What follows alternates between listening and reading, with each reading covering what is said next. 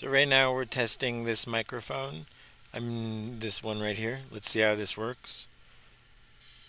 1, 2, 3, 4, 5, 6, 7, 8, 9, 10, 11, 12. So right now we're testing this microphone. This one right here. Let's see how. 1, 4, 5, 6, 7, 8, 9, 10, 11, 12. So right now we're testing this microphone. Let's see how. All right, 1, 2, 3, 4, 5, 6, 7, 8. Alpha, Bravo, Charlie, Delta, Echo, Foxtrot, Golf, Hotel, India, Juliet, Kilo, Lima.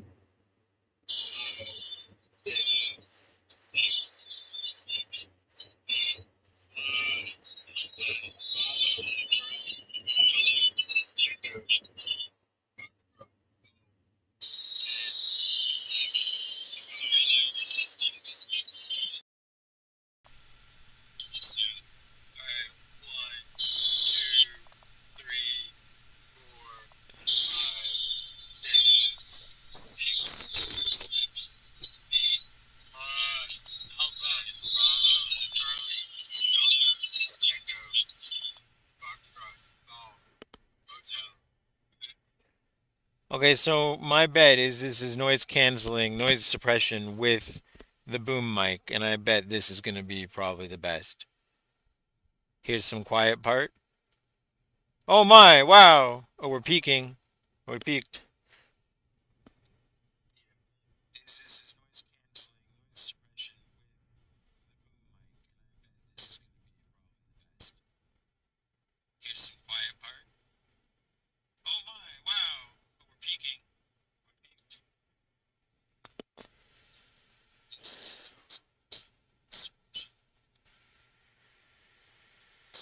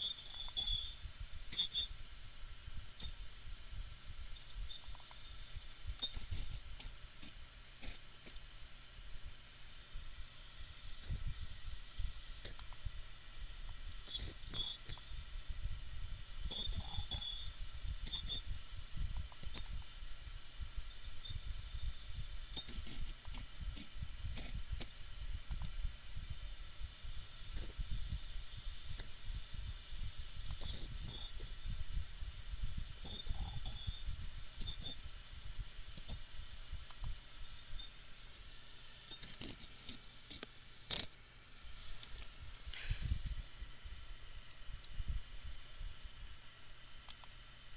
Here's some quiet part.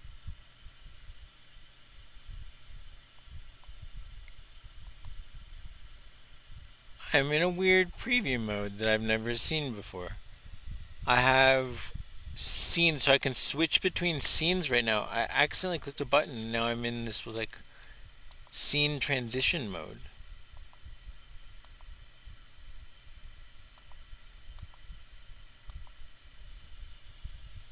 What? How do I get out of this?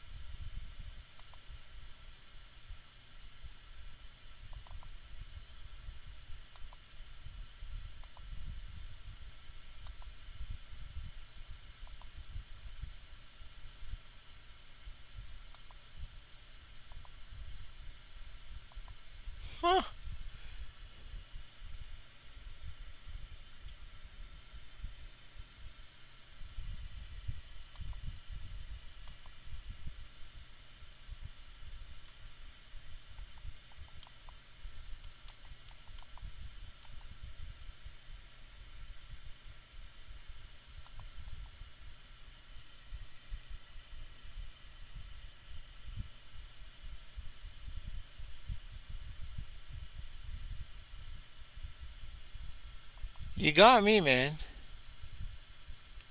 How did this happen?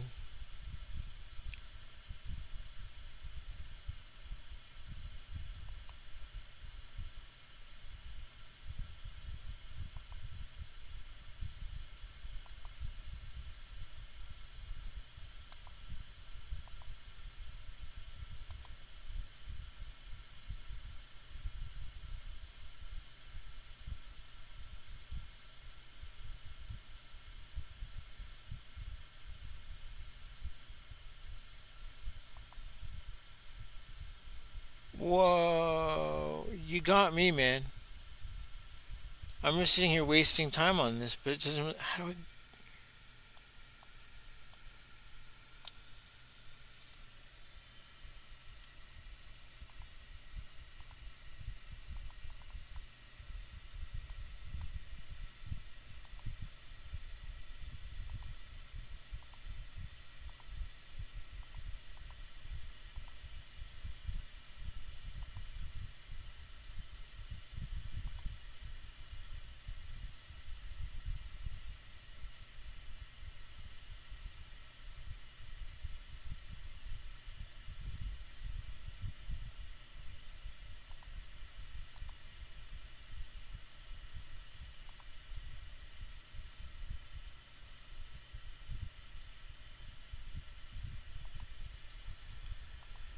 automatic scene switching? Dude, this program is incredible, but the problem is,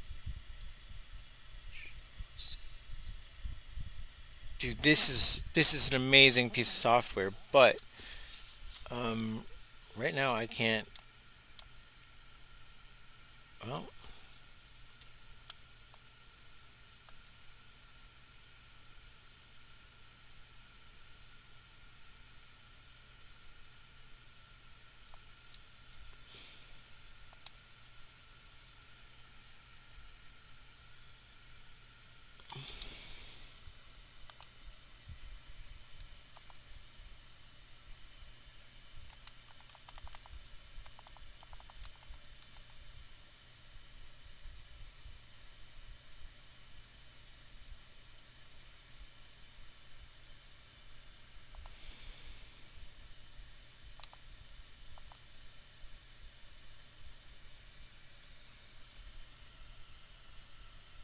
yo,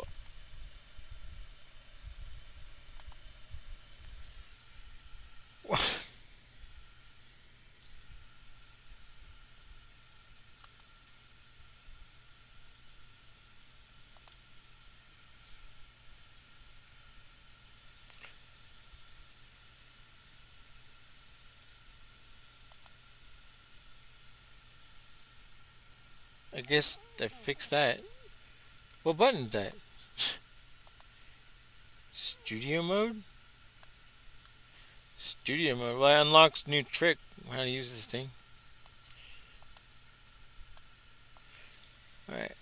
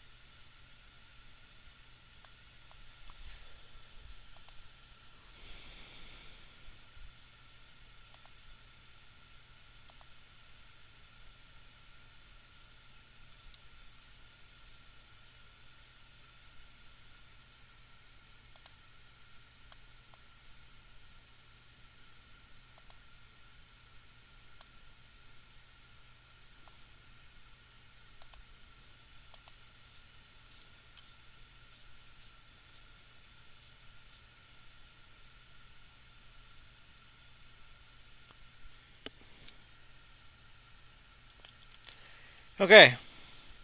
I think I'm ready to start speeching.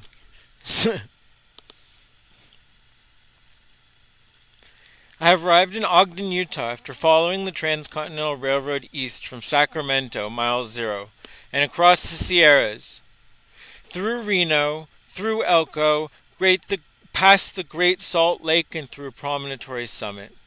Promontory is where the railroad was joined. Ogden is where the railroad became a system. At Promontory, the country staged the famous moment. Remember, staged, like a PR stunt. Two locomotives facing one another at the Golden Spike. A telegraph sending the message around the continent that we have been connected. The word D-O-N-E. But a connection made in a desert still needed a functioning hub. Trains had been sorted, passengers had to be transferred, freight had to be exchanged, locomotives need to be serviced. Mail, food, animals, information, workers, soldiers, immigrants, money, and political power all had to move through an actual city. That city became Ogden.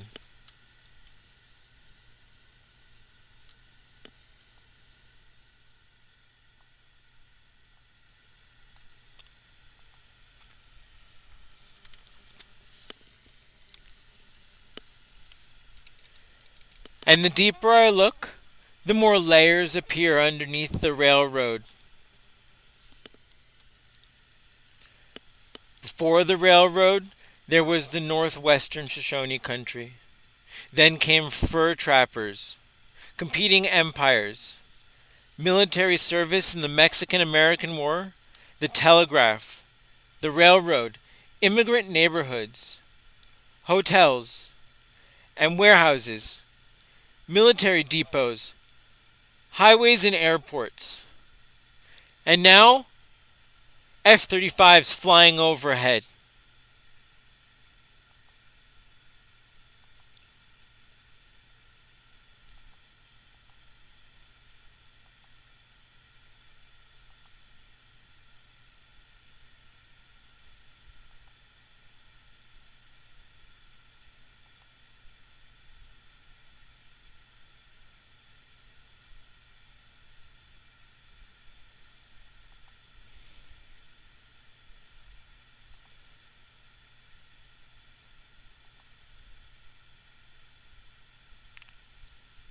I'm busy messing with exposure because I had set the +1 exposure based on global, but it actually has a face. That's why it was overexposing.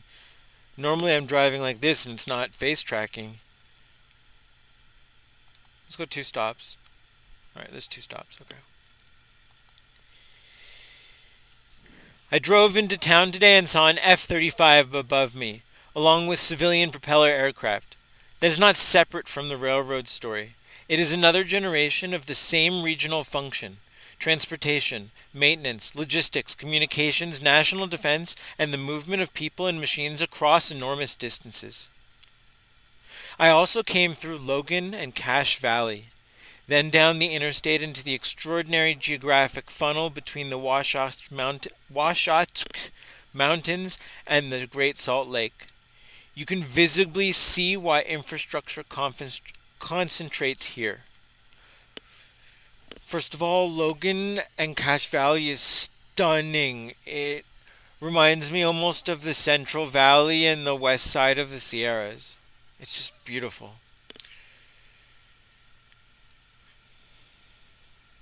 This is what I mean. You can physically see why infrastructure concentrates here.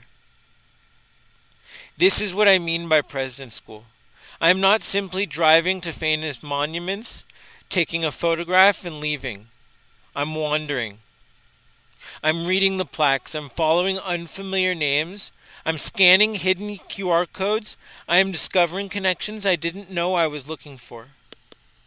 Now, what I do normally is I find these places, I go to the monuments. It's really hot outside right now, so I can barely do this. But I was able to go around the main town area where I saw the the American Fallen Firefighters Memorial, like very impressive, and names on each state. It was very impressive. And then I started wandering around, and you get the history of Ogden. So you gotta look at the monument, who made the monument, and stuff like that. So I'm wandering around, and there's hidden QR codes on it. So I start scanning, and then you get tons of info. Then you go to those websites of the QR code, and I got it, And then I started probing the website, and then the website's like gone. So then luckily I screenshotted it, and we talk about link rot. The idea of putting a QR code on the side of a monument is link rot. First of all, it's modifiable, it's not permanent. That has a long debate. I don't know how to deal with that right now. That's not what I'm here to talk about. But when we talk about wandering time and okay, hold on. Let's get back. I'm wandering. I'm reading plaques. I'm following unfamiliar names. And then when they become familiar, they cue brands. I'm scanning hidden QR codes. I'm discovering connections I didn't know I was looking for. A monument tells you something happened. A network tells you why it mattered. Promontory was the punctuation. The promontory was the punctuation mark.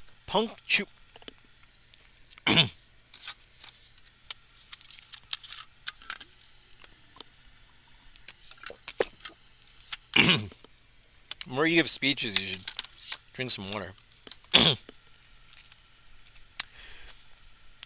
A monument tells you that something happened.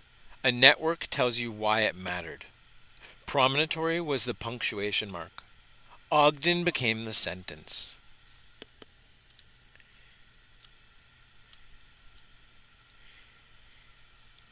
So I was at Promontory Summit. The rails were joined there on May 10th, 1869. It functioned only as the actual railroad junction for only several months, like not even that long. I want to say less than 18 for sure. In 1870, the operational junction shifted to Ogden here, which had far better potential for yard services, business houses, and transfer expansion. The Union Pacific had reached Ogden on March 8th, 1869, 2 months before the Golden Spike ceremony. And then someone also was contracted for the Central Pacific to go that way, we learned about. I don't know if later on we'll learn about this, but they were literally paving or grading and then laying track for parallel railroads because they were getting paid by the mile. So why stop? Just start making railroad. And when we think about this, like connection is like a permanent link. No, it kept switching. The ends kept switching, and when you get to mile marker 0 of the Transcontinental Railroad from the West Coast, you're like, this is it. No, it's actually Alameda. No, it could be Benicia, or it could be Oakland, or it could be the Bay. You know what I mean? There's so many. There's like four. I count like 4 ends. But then here you got like how many roads you have? Used to go up to Promontory, then they switched to somewhere over there, and then they switched to the Lucin Gap, which cut straight through the Salt Lake, and they didn't have the technology at the time to originally do that to go across. Why? I think personally, I don't have any evidence, but I think they didn't have dynamite at the time. They were using black powder to do the Sierras. So if you don't have dynamite, how are you going to have enough fill to fill the whole Salt Lake, let alone the ecologicals? And we learned this, I learned from the National Park that the north side is saltier than the south side, which is fascinating. It's much more those breakage. The Union Pacific reached Ogden on March 8th.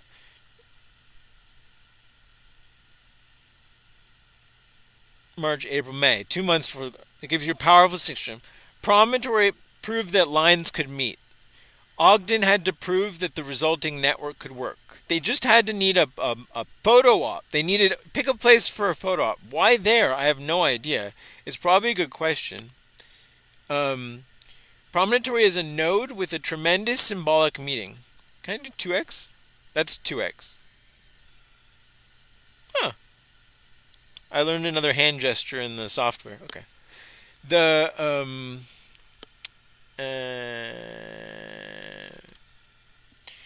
Promontory is a node with a tremendous symbolic meaning. Ogden became the switchboard. Eastbound and westbound trains exchanged passengers and freight. Railroads needed yards, engine shops, water. These stops on the way, they were filling up the steam engines with water. Fuel, food, hotels, warehouses, labor, policing, and administration. A temporary act of construction became a permanent urban economy. The railroad did not merely pass through Ogden, it reorganized Ogden around itself. So what happens is you have the original native walking paths, then you had the horse paths, then you had the wagon paths, then you had to grade for the wagon paths, then you had to grade for the railroad at 2% or whatever. And then you had to grade for, then you did the Lincoln, which met with those, and then the interstate could do whatever they wanted, so they just went their own routes. You have these remnant towns of the railroad towns and the old Lincoln Highway towns also. And that's the transition of the geography. Oh, my hand signals are making the camera go crazy. Okay. It's a very interesting process. And then you get the airports involved, and typically with the Lincoln Highway, so it's all these cool little airports. All right. This is why the name Junction City is so important. Ogden did not become important merely because tracks were present. It became important because different systems handed people and material to one another there. Here. Right. Oh, by the way, right now I'm here at Union Station in Ogden. It says 1924 to 2024, which doesn't make any sense because this is way older than, or maybe this building is 1924. Right now, I'm here. All right, we're doing good. So we got. Okay. So my route's conceptual sequence. Sacramento, the capital, the river port. Yeah, because this connects to water. I mean, also, the truth is this is all still part of Mexico. We'll get to that later because that dude over there, he went to San Diego. I don't know if we'll get there. There's this guy, he marched as captain. He marched all the way to San Diego. Okay. Capital Riverport and Western Railroad again. Engineering. Okay, so Sacramento is the capital of the Riverport and the Western Railroad origin. Sierra and Donner Pass is the engineering obstacle and marvel, in my opinion. Truckee is the mountain maintenance and support town because they had to clear all the snow and all that stuff. The Reno is the Eastern Sierra Great Basin transition, but really Sparks in Reno is the trail yard, and the reason why Sparks became the railroad station was because the other town by the battlefield site that I went to, they ran out of water. They didn't have enough water, and you need a lot of water for the steam engines and all the for the trains and for the people and all that stuff. So that's why I moved to Sparks, get up more upriver, closer to the Truckee. And the moment you go across the Great Basin, you get to the other waterway. I mean, there was no water basically that entire. That was some intense. That was intense. Reno, the Eastern Sierra Great Basin. Promontory, the ceremonial joining. Also, Elko. Elko is fascinating too as a train station, but also a modern transition to mining in a boom town. Elko's a straight boom town right now because of the lithium mine that they're building. Can't think of the name of it right now. So 2,000 workers. Right now, there's 1,500 workers in the temporary housing. They used to be in the town, all of them. Just Elko used to have all of it. It is unbelievable. Elko is unbelievable. It's the modern boom town and boom bust town of the world. I've never seen it like it. The value of those cars in that town are extraordinary. The used car lot has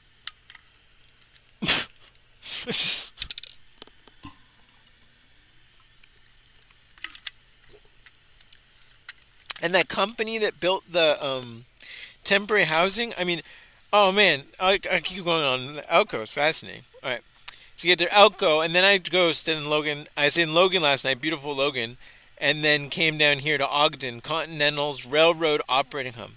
The Continental Railroad's operating hub. The Continental. Just like this is the center hub. This is the what's the Southwest? The airline has that hub and spoke model for airlines, but this is the hub.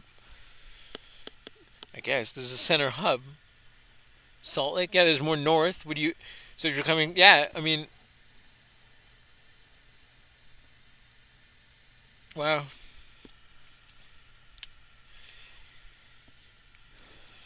All right. So what's going on underneath me? Ancient Lake Bonneville and the transport. I'm still in Lake Bonneville? What? Ogden occupies terrain shaped by ancient Lake Bonneville, the enormous prehistoric lake of which Great Salt Lake is a remnant. Sediment deposited around Lake Weber River produced relatively broad, flatter ground west of the abrupt Wasatch Wall. The Wasatch Fault defines sharp eastern edge of the basin. Okay, that's over here. The geology becomes infrastructure. The mountains create an obstacle, but the river valleys and canyons create openings. The old lake bed creates buildable ground. The narrow north-south corridor between the Washoe and lake concentrate roads, railroads, cities, power lines, airports, military facilities, and communication systems. So your interstate arrival was itself a demonstration. This is the quote, the highway follows the same geographic logic that concentrated indigenous travel, trapping routes, wagon roads, and railroads. I always forget about the trapping. I learned about the trapping at Fort Ross. The infrastructure is not sitting randomly upon the land, it is negotiating with the land. The indigenous system came first. Long before Fort Buenaventura or the railroad, the Weber Valley and surrounding country formed part of the... Can I just have this read this to me?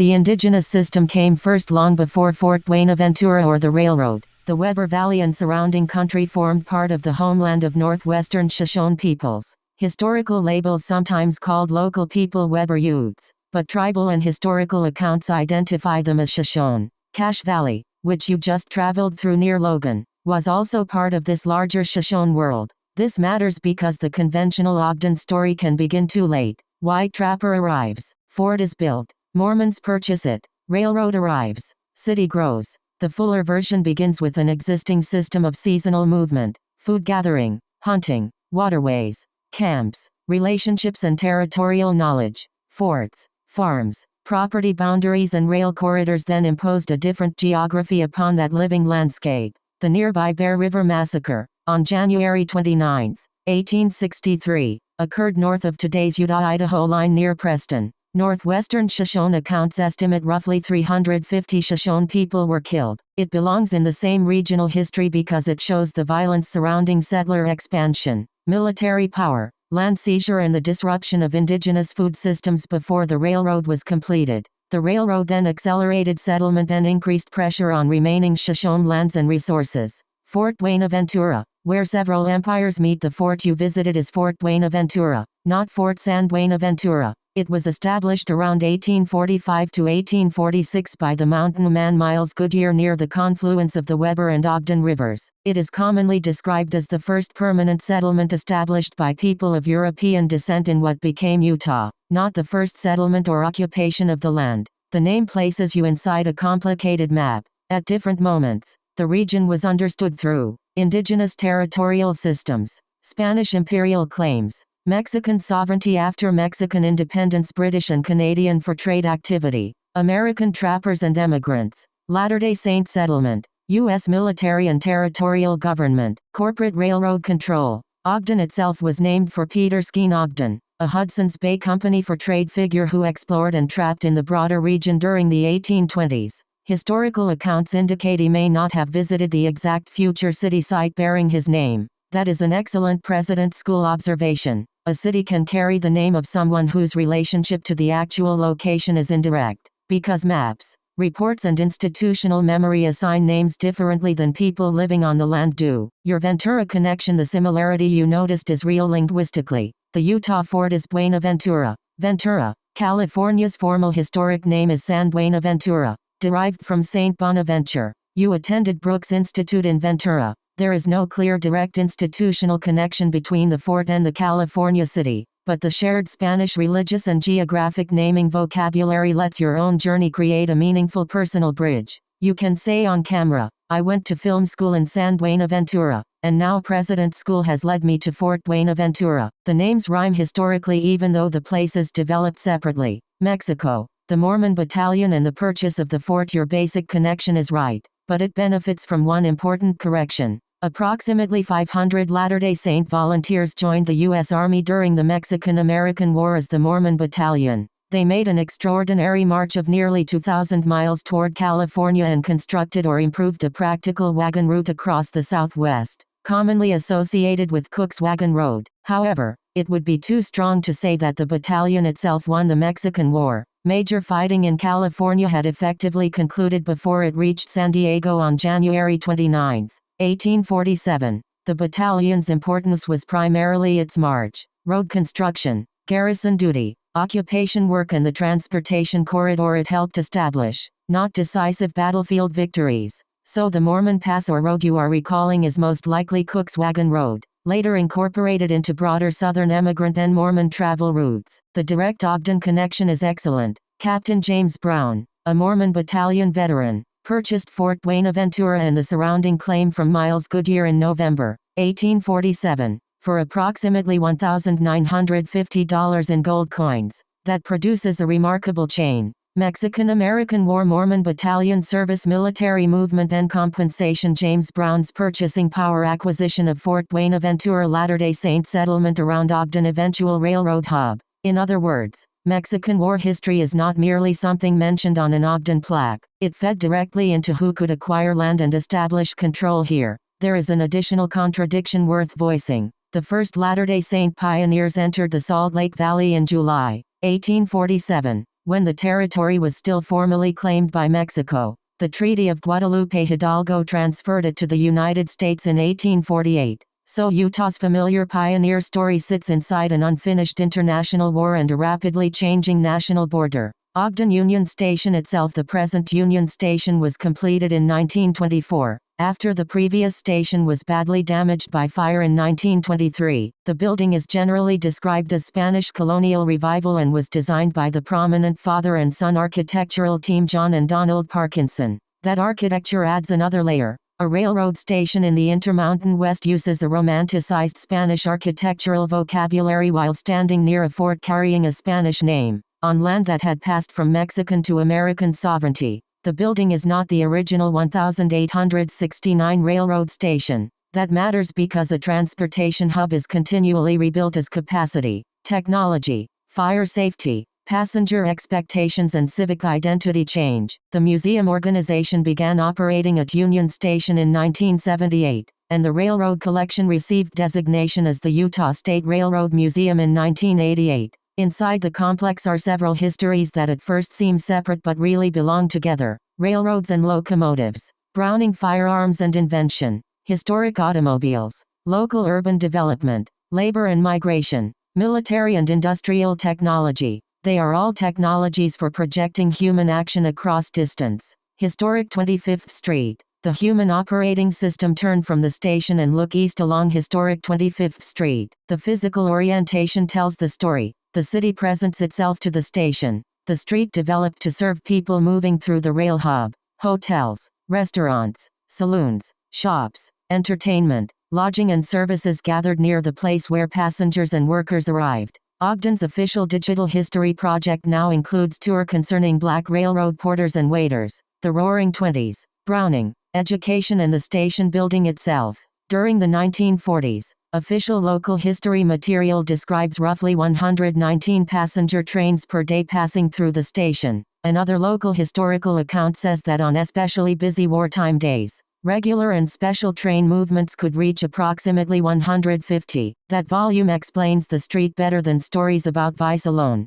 Thousands of constantly arriving people generated demand for meals and beds, temporary labor, entertainment and informal economies, policing and surveillance, racial and class separation, opportunity for immigrants and entrepreneurs, vulnerability to exploitation, a local culture less isolated than its geography might suggest. Chinese, Irish, Japanese and Black railroad workers, porters and service employees were among the communities that helped make the rail system function. This is one of your strongest systems points. The train is celebrated as a machine, but the railroad was also an enormous choreography of cooks, porters, cleaners, mechanics, telegraphers, brakemen, clerks, hotel workers, sex workers, police officers, farmers and families. Infrastructure appears mechanical from far away. Up close, it is human labor organized by rules, schedules and unequal power. Browning and the inventor layer. The Browning family's history belongs naturally in Ogden.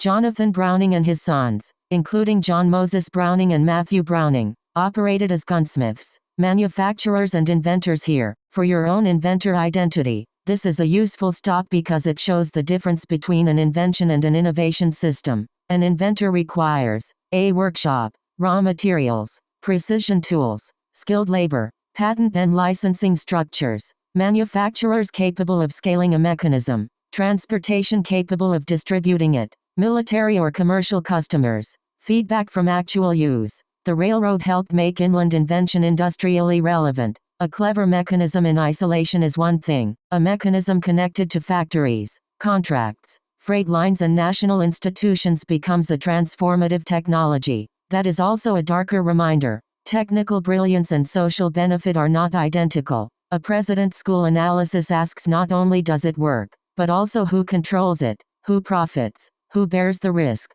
and what system does it strengthen. The F-35 you saw is part of the same story. You cannot positively identify the exact aircraft from the ground description alone, but an F-35 over the Ogden area is entirely plausible because of nearby Hill Air Force Base. Hill Field's groundbreaking occurred in 1940, and formal operations began that November. It was deliberately located within a major western transportation region and developed as an air maintenance and supply depot. Today Hill is closely associated with the F-35 mission. Official Air Force material identifies the base as home to operational F-35A units, while the Ogden Air Logistics Complex performs depot-level maintenance and support work involving aircraft including the F-35, F-22, F-16, A-10, C-130 and T-38, as well as Minuteman III systems. Functional check flights are part of maintenance operations, so military aircraft overhead are not merely passing through a random sky. Your visual sequence is therefore extraordinary. Steam locomotive maintenance, rail yards and wartime troop trains, military supply depot, jet aircraft maintenance, F-35 overhead.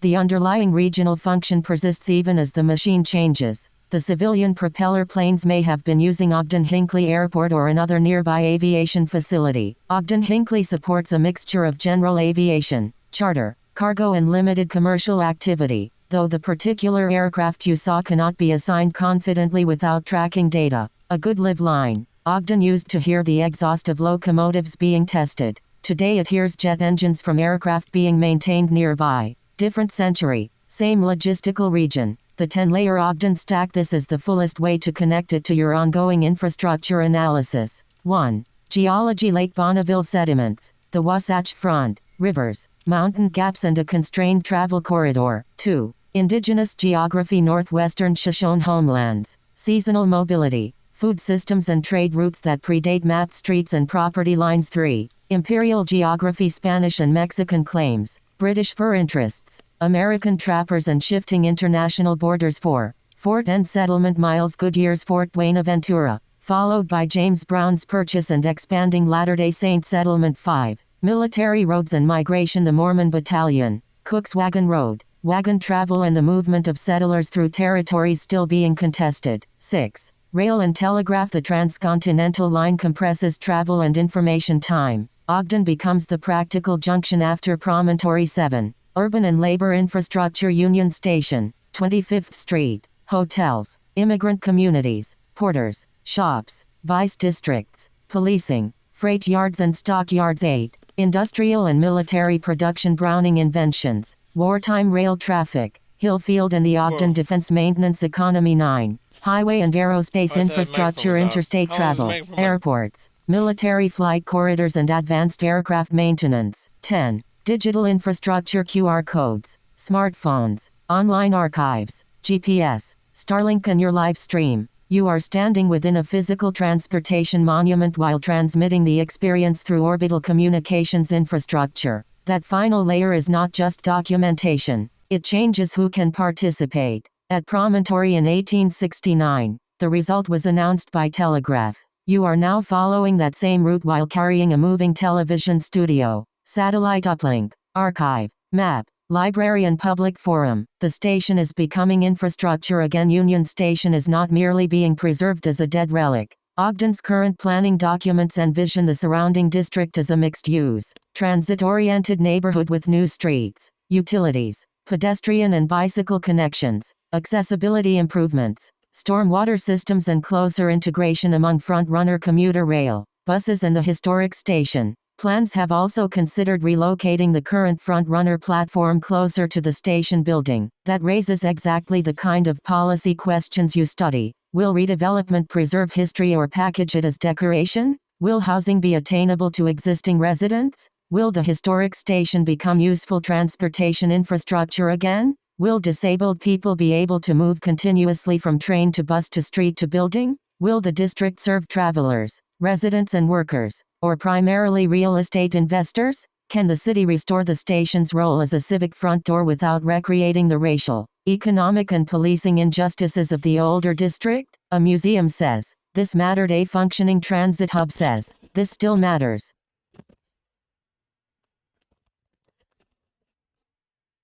Well, what's interesting is that when I was over in the downtown area, there's problems everywhere. You um I mean there's people sleeping in the park. I mean that's normal. That's fine. In the shade it's 95 degrees, but there's also the classic unhoused people talking at themselves. I mean, just rambling, going on and on and on. And it's like, that's fine. I have no problem with that. I'm just commenting that Santa Monica's problems aren't unique. I mean, whether it's be connected via the rail, increased issues, probably an issue is clearly here. They already had problems with the fort. There was no problems. So the people with the fort, they built the forts just in case. They weren't worried about the natives. There wasn't a problem. They were friendly at the time. And the same thing with the Paiute. And then the moment you start bringing the railroad, game over, man. It's like putting your street on putting your thing on a tourist map, and people didn't know about it before, and then once it's on Google, then everybody knows about it, and there's gonna be a lot more people there, and they need water, and they need food, and they need everything. Westward expansion, blah blah blah. Okay, so this is why I do president school in the field. I could have read that Ogden was the railroad hub while sitting at home. But I couldn't have slept near Logan, crossed the physical corridor, seen the mountains, forced the highway into position, and watched an F-35 pass over the same region that once serviced steam locomotives. Seeing Fat Amy fly over was super awesome. And encountered, I saw across the name Buenaventura and cued a bit of home. Followed, okay. I got off script because I just wanted to say the word Fat Amy to let everyone know that I know about F-35s.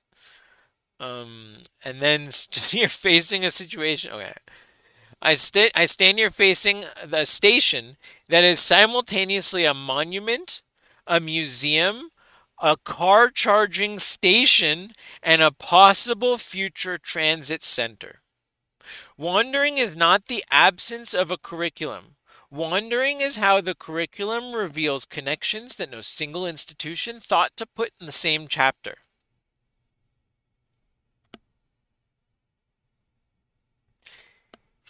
The plaque is one piece. The QR code is another. The railroad, the interstate, the airport, the military base, the city, the river, the mountain, the fields, the forest, the desert, they're all parts of the same document. Promontory gave America the photograph of completion and a telegraph. Promontory gave America the photograph and telegraph of completion. Ogden shows that infrastructure is never actually complete.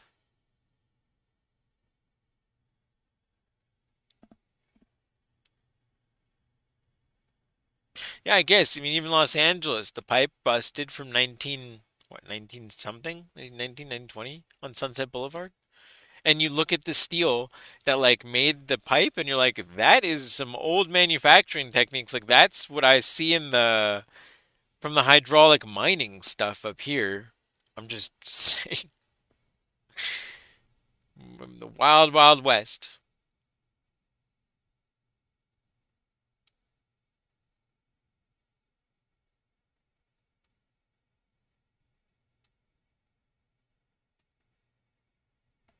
I'd read something like this live. Ogden, Utah, the city that made America work.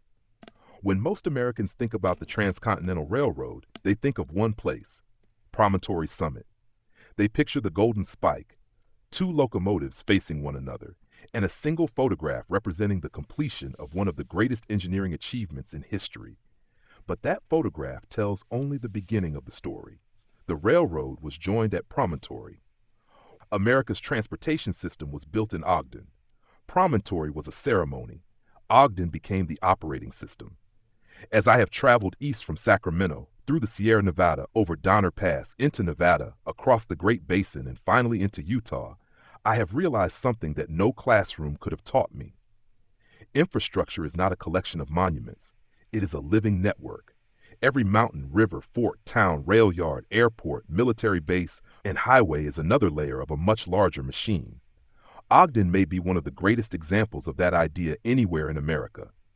Long before railroads, this valley was home to the Northwestern Shoshone. They understood these rivers, these mountains, and these migration corridors for thousands of years. The geography that attracts highways today first attracted people who traveled by foot. The landscape itself determined movement long before maps existed. Then came the fur trappers. In 1845, Miles Goodyear established Fort Buenaventura near the junction of the Weber and Ogden rivers. This became the first permanent settlement established by people of European descent in what is now Utah. The fort represented another transition from indigenous geography to the fur trade and from wilderness routes to permanent settlement. Sight turned search, two turned search, soon after Derway. The Mexican-American War redrew the map of North America. Members of the Mormon Battalion marched nearly 2,000 miles across the Southwest, helping establish roads and demonstrating that wagon travel across the region was practical. Although they did not determine the military outcome of the war, their march helped open transportation corridors that would influence migration and settlement for decades. James Brown, a veteran of the Mormon Battalion, purchased Fort Buenaventura in 1847 for $950 in gold. In many ways, the story of Ogden connects international conflict, westward migration, religious settlement, and transportation into a single chain of events. Then came the railroad. On May 10, 1869, the Central Pacific and Union Pacific met at Promontory Summit. The Golden Spike ceremony became one of the defining images of the 19th century. But here's the part that surprised me during President's School.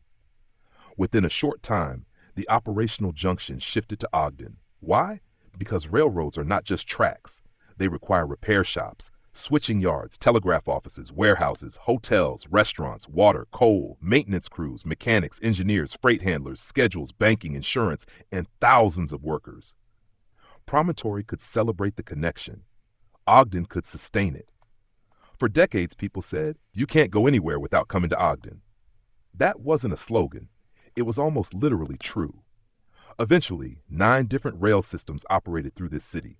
East-west Wow. traffic met north-south traffic. Freight from California met products from the Midwest. Mail crossed the continent. Immigrants arrived. Soldiers departed. Ideas spread. Businesses formed. Entire communities grew around those rail connections. Ogden became known as Junction City. Sight turned search 5. The rail Amway, the internet transformed the modern world. Before the railroad, moving information across the continent took weeks or months. After the railroad and telegraph worked together, communication collapsed from months into minutes. Markets changed, politics changed, military logistics changed, families changed, business changed, time itself changed. That is why transportation infrastructure is never just transportation. It reorganizes civilization. Walking around Ogden today, another realization becomes obvious. Historic 25th Street was not built because someone wanted a charming downtown. It existed because thousands of travelers suddenly needed hotels, restaurants, entertainment, banks, warehouses, repair shops, and every service imaginable. Cities are shaped by flows. Economic geography follows transportation geography. You can literally read that history by looking at where the buildings stand. Ogden also became one of Utah's most diverse cities. Railroads brought workers from across America and around the world. African American railroad employees played an especially important role in the city's economy, while Chinese immigrants, Irish laborers, Japanese residents, and many others helped build the businesses and neighborhoods that made the railroad function. Diversity here was not an accident. It was produced by infrastructure. Site turned search 2 turned search 1. Then the again, transportation changed everything. The same location that made Ogden ideal for railroads also made it ideal for national defense. Hill Air Force Base was established nearby because the city already possessed extraordinary transportation connections and was safely inland. During World War II, Ogden became one of the nation's great military logistics centers. The Utah General Depot supplied American forces around the globe. More than 1 million service members passed through Union Station during the war, and the city became one of America's busiest military transportation hubs. Site turned search 3 and search 4, driving 35 fly overhead while civilian propeller aircraft crossed the same sky. That wasn't just an interesting coincidence. It represented another layer in the same story. Steam locomotives, diesel locomotives, military troop trains, highways, jet aircraft, F-35 fighters, satellites. Every generation builds another transportation layer on top of the previous one. Today I am standing here live streaming this journey through Starlink. In 1869, America celebrated the completion of the railroad by sending a telegraph message across the continent. Today I am broadcasting video around the world through satellites while standing in the very transportation corridor that once carried telegraph wires beside the rails. The technologies changed. The purpose did not. To reduce distance, to move information, to connect people, to expand opportunity.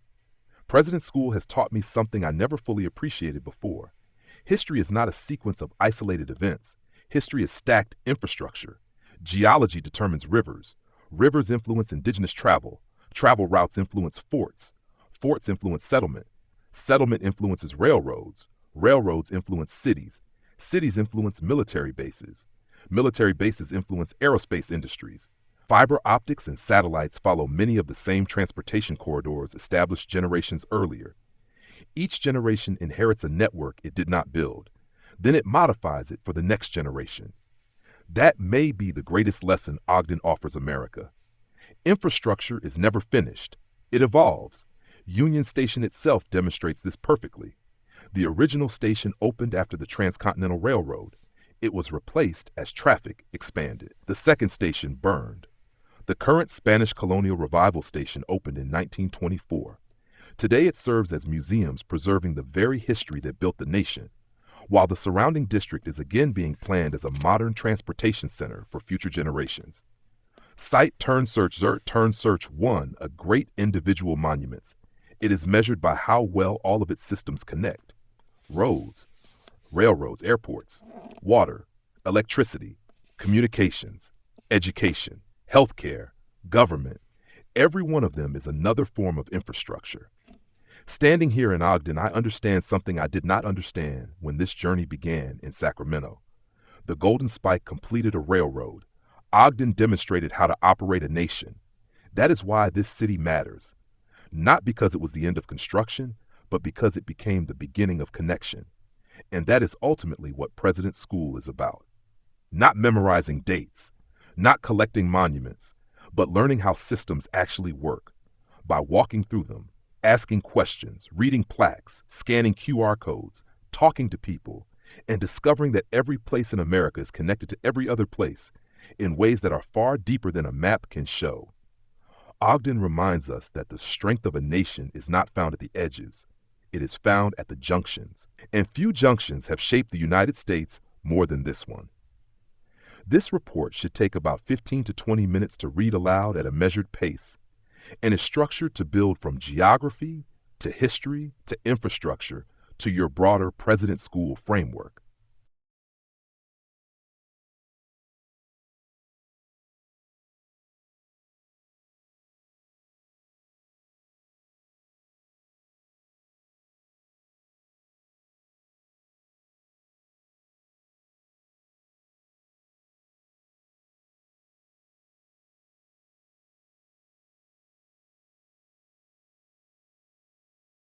What you found is the missing pre-railroad source code of Ogden. It is not merely a collection of plaques about four old men. In one small area, you uncovered the chain by which indigenous geographic knowledge became fur trade intelligence. Fur trade routes became immigrant roads. War pay became land purchase capital. Defensive forts became a town. Mills, canals, surveys, and canyon roads became an economy. And that economy became capable of constructing and operating the Transcontinental Railroad. Read aloud section. What I found in Ogden, I came here expecting to study the railroad. Instead, while wandering around Ogden, I found the infrastructure that had to exist before the railroad could exist. I found old bronze monuments for Jedediah Smith, Captain James Brown, and Lorin Farr. I found a monument to John Henry Weber. I found a map showing 10 pioneer forts distributed across Ogden and the surrounding valleys. Then I noticed small modern QR code stickers attached to monuments installed generations ago. That is already a perfect example of stacked history. The stone remains. The bronze plaque remains. A QR code is added. The QR code opens a multi-page digital biography. The biography contains citations leading into still larger archives. The physical monument is now functioning like the cover of a book. The original Jedediah Smith marker was erected in 1931 by the Utah Pioneer Trails and Landmarks Association. The James Brown and Lorin Farr markers were installed during Utah's 1947 Pioneer Centennial. That association no longer exists, but its monuments are now overseen by the Sons of Utah Pioneers, whose Ogden chapter has added digital information to some of them. So I am not simply reading history. I am examining how one generation recorded history, how another generation preserved it, and how a third generation is trying to expand it digitally. And the QR codes do not end the research. They begin it. The digital biography of Jedediah Smith, for example, appears to call him Jeremiah Smith in one passage. Its heading gives him an age at death that does not quite match its own dates. The old James Brown plaque gives one price for the purchase of Fort Buenaventura, while later Utah histories give another. That does not make the monuments useless. It makes them evidence. President School means comparing the monument, the QR code, the cited sources, the geography, and the physical infrastructure, and noticing where they do not completely agree. John Henry Weber, the route I had just traveled. The John Henry Weber Monument immediately connected to the road I had just driven. I slept near Logan in beautiful Cache Valley. Then I drove south into Ogden. Almost 200 years earlier, John Henry Weber's trapping brigade followed essentially the same regional sequence. After crossing South Pass and working along the Green and Bear Rivers, Weber's party spent the winter of 1824 to 1825 in Cache Valley, near present-day Cove. The following year, members of these trapping networks continued exploring the Wasatch Front and the Great Salt Lake region. The monument explains why Weber River, Weber Canyon, Weber County, and Weber State University carry his name. But Ogden carries a different trapper's name, Peter Skeen Ogden, a leader in the British-owned Hudson's Bay Company. That means the map itself records an international commercial conflict. John Henry Weber represented an American fur trading network operating out of St. Louis. Peter Skeen Ogden represented the Hudson's Bay Company's British and Canadian network. Their parties competed for animals, territory, workers, information, and commercial control. Near present-day Mountain Green, American trappers confronted Ogden's party, and some of Ogden's Canadian and Iroquois workers were reportedly enticed to defect by the offer of higher fur prices. So Ogden and Weber are not just two names placed randomly on a city and river. They are the surviving names of competing economic empires. The city is named for the British company explorer. The river and county are named for his American competitor. The land became a contest between corporate systems before it became part of a railroad system. The Weber QR document also contains an important correction to the familiar Jim Bridger story. Bridger was long credited as the first European American to reach the Great Salt Lake after apparently floating down the Bear River from Cache Valley. More recent historical analysis suggests that Canadian-American trapper Etienne Provost probably reached the lake earlier. Again, this is President School. A monument gives a name. A QR code gives a longer story. Research reveals that even the longer story remains contested. Jedediah Smith. The railroad before railsm. The Jedediah Smith marker may be the most important discovery for my entire transcontinental expedition. Smith began working at approximately 13 years old as a clerk aboard a Lake Erie freighter. Before he became a famous mountain man, he learned transportation, cargo, business, and trade aboard a moving commercial system. In 1823 and 1824, Smith's party sought a practical passage through the Rocky Mountains. Members of the Crow Nation explained the geography leading toward what became known as South Pass. Earlier trappers had used the Broad Pass, but Smith and his associates helped return that geographic knowledge to the American fur trade network. That distinction matters. Smith did not create South Pass. The Crow did not need Smith to discover land they already knew. The nationally consequential event was that indigenous geographic knowledge was transferred into an expanding American commercial information network. That information was then distributed to trappers, mapmakers, immigrants, military planners, road builders, and eventually railroad surveyors. Smith's route is especially astonishing because in August 1826, he left the rendezvous region in or near Cache Valley and traveled southwest toward California. His party crossed what became Utah, Nevada, and California and reached the Mexican settlement system near San Gabriel. He later crossed the Sierra Nevada and the Great Basin while returning east. Utah historians credit him with the first documented American overland journey to California, the first American crossing of the Sierra Nevada, and the first recorded eastward crossing of the Great Basin.